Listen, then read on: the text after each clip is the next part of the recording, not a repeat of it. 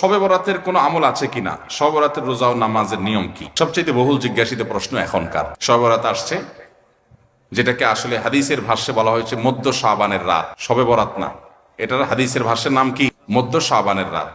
এই মধ্য শাবানের রাত বা মধ্য শাবানের রজনী, এই রাতে যেটাকে আমরা শবে বরাত বলি, এই রাতের নামাজের নিয়ম কয় রাকাত পড়তে হবে, কোন রাকাতে কোন সূরা কতবার পড়তে হবে, এটা বহুল জিজ্ঞাসিত একটা প্রশ্ন। এবং এ ব্যাপারে আমরা অনেকে জানি যে শবে বরাতের রাকা নামাজে এত রাকাত পড়তে হবে, সেখানে সূরা কুল হুয়াল্লাহু ইখলাস এতবার পড়তে হবে, ইত্যাদি ইত্যাদি। লাইলাতুল কদর ছাড়া অন্য যে সমস্ত রাতের ফজিলত আছে, এর মধ্যে 10টা রাতের কথা আল্লাহ তাআলা শপথ করেছেন, ওয়াল ফাজরি ওয়া লায়ালিন আশর। সে 10টা রাত হলো জিলহজের প্রথম দশক। খবর নেই আমাদের দেশে মানুষের যে রাতগুলো শপথ আল্লাহ কোরআনে করছেন কত ফজিলতপূর্ণ, কিন্তু জিলহজের প্রথম দশকের রাতের কোন বিশেষ ফজিলতের কথা আমরা কয়জনে জানি? যাই হোক, মধ্য শাবান রজনীর কথা আমরা বেশি জানি শুধু না, সবচেয়ে বেশি আমরা এ রাতে ইবাদতের চেষ্টা করি। সবচেয়ে বেশি চেষ্টা তো হওয়া উচিত হলো লাইলাতুল কদরে। এর পাশাপাশি যদি কেউ মধ্য শাবানের রাতে আল্লাহ তাআলার ক্ষমা লাভের চেষ্টা করে, সেটা দর্শনীয় না, সেটা জায়েজ। এই রাতের এতটুকু ফজিলত অবশ্যই প্রমাণিত যে আল্লাহ রাব্বুল আলামিন এই রাতে হিংসুক ছাড়া,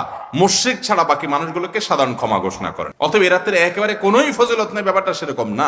বিভিন্ন হাদিসের আলোকে এইটুকু অন্তত সাব্যস্ত হয় যে আল্লাহ তাআলা হিংসুক এবং আপনার মুশরিক ছাড়া, মানুষের পিছিয়ে লাগে শত্রুতা, এই মানুষটা বাকি মানুষ থেকে মাফ করে। তাহলে মধ্য শাবানের রাত বা যেটাকে শবে বরাত বলছি আমরা, এই রাতের মূল আমলই হলো, এটাকে কেন্দ্র করে মূল আমলই হলো নিজেকে শিরক এবং হিংসা থেকে পরিচ্ছন্ন করা, সাধারণ ক্ষমার উপযুক্ত করা। এটা হলো মূল আমল, বাস। এর বাইরে আপনি ক্ষমা লাভের জন্য যদি চেষ্টা করেন, সেটা কোনো দর্শনীয় বিষয় নয়। তবে এই রাতকে কেন্দ্র করে বিশেষ ফরম্যাটে নামাজ, রাত জেগে, তারপর বিশেষ ফরম্যাটে ইবাদত, এই সূরা এতবার, এই নামাজ এত রাকাত, এরকম কোনো কথা কোরআন হাদিসে বর্ণিত হয়নি।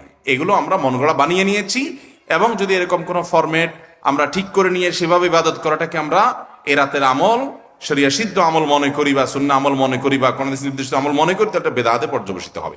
অতএব বাড়াবাড়ি এবং ছাড়াছাড়ি এই দুইটি আমাদেরকে পরিহার করতে হবে। যতটুকু আছে ততটুকু আমরা আমল করব এবং এসে আমল অনুযায়ী আমরা চলার চেষ্টা করব। শবে বরাতে সবচেয়ে বেশি মানুষ মসজিদে কেন ভিড় জমায় বলেন তো?